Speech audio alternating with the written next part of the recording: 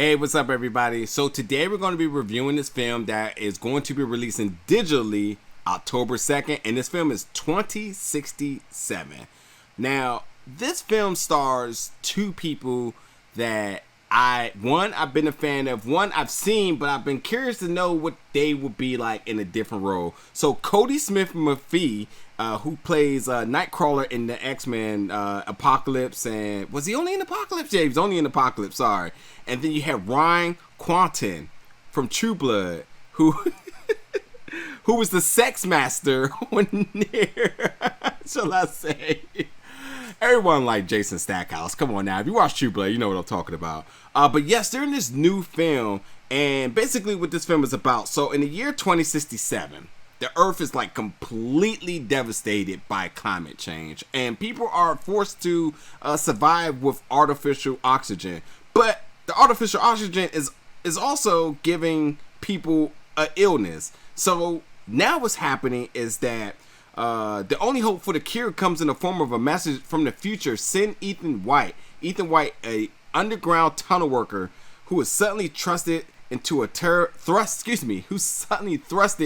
a new world of unknown danger that he might have to fight to save the human race. So what's happening here? Just to kind of sum this all up, it's in a distant future, and like climate change, folks.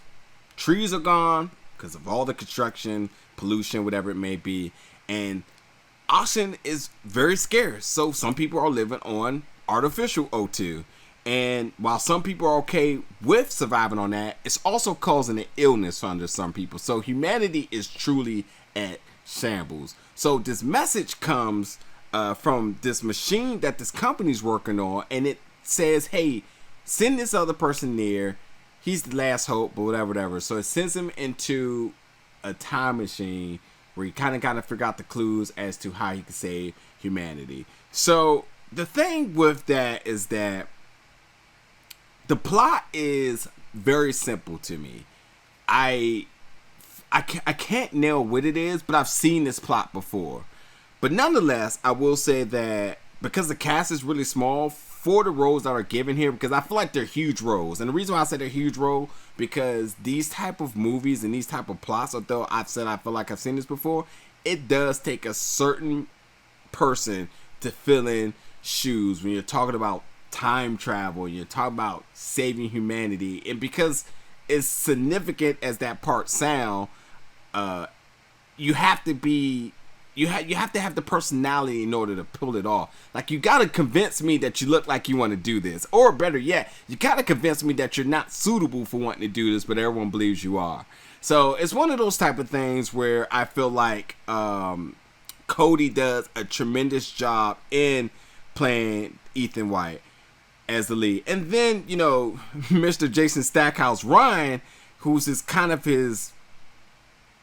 best friend, sort of say, but co-worker, but at the same time his partner throughout this, plays this really like he's the consciousness to him, where he's like kind of not on the same page. Sure, they both want to save humanity, but they got a little bit of a disagreements, because like, you're talking about a major company here. It's the idea of not trusting them. It's the idea of like, hey, time travel, like, how does this work, and so on. So like, it's a good dynamic between the two of them. But what I think is really cool too is I thought this film was absolutely stunning, absolutely beautiful. I love the scenic views that they used here. Really well done. The colors are very vibrant, and especially when you're talking about traveling to another planet and how that planet is going to look, I thought it was really well done. I absolutely enjoyed that. I thought that when it comes down to Kodi's character and Ethan, I thought that his character, who's suffering through PTSD, the PTSD performance was really good, because that entails a lot of emotion, confusion, and so on. And I thought he does a really good job in that.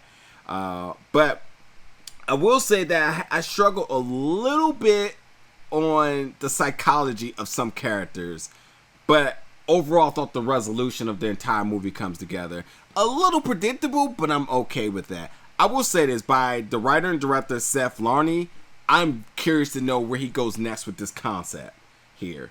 I thought this was a good film, but I feel like I want more.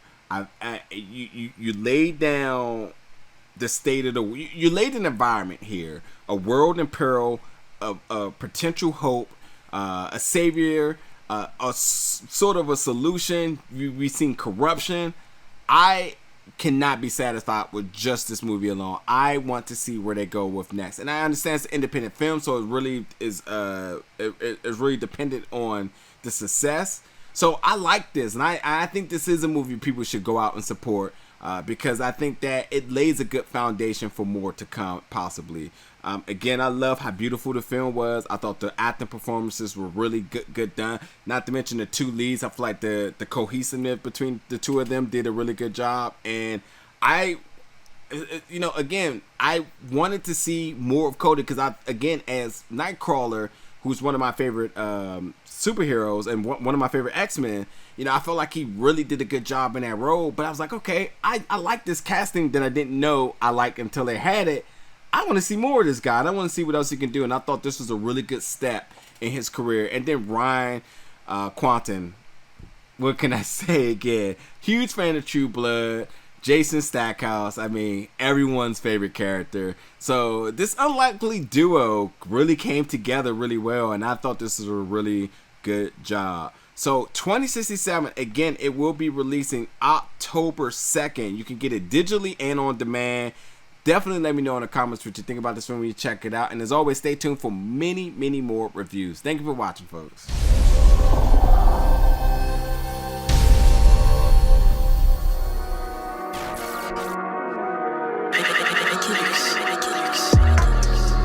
Big old bell.